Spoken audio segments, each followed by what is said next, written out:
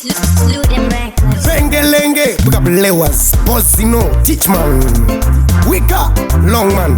Bana nisimbi sama change man epa o. Dikabatango mawode tera tisamo. Saka teach man, ameno gore no. Tochingoti ameno wa uya na boss Zino.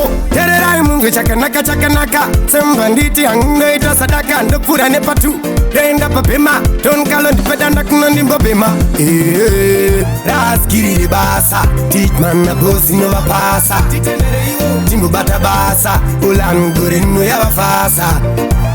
SKIRI REBASA, teach man na boss Zino wapasa.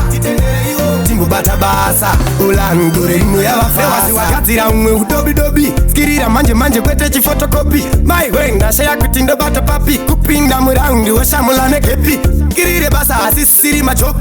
Kushanda semombe yakabarirwa pachoku. 647 twenda tepeni. Utavunduke akotofone waladani.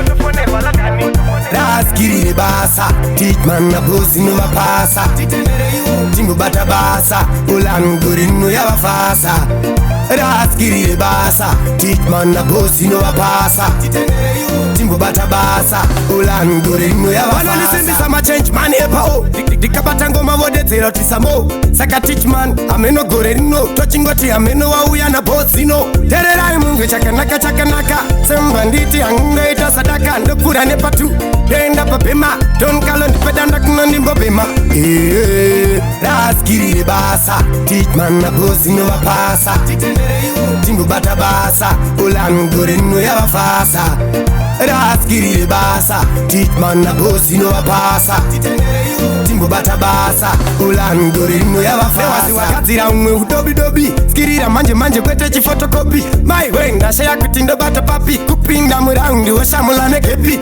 SKIRI REBASA asisiri machoku. Kushanda semombe yakabarirwa pachoku. 647 twenda tepeni. Utavunduke akotofone waladani. SKIRI REBASA, teach man na boss Zino wapasa.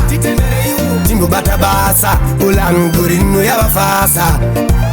SKIRI REBASA, teach man na boss Zino wapasa. Timbu bata basa, ulan gore no ya wafasa. SKIRI REBASA, na boss Zino wapasa.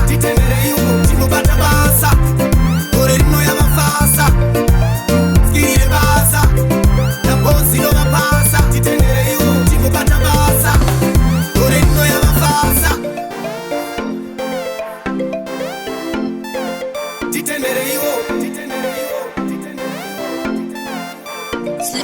Sludem records.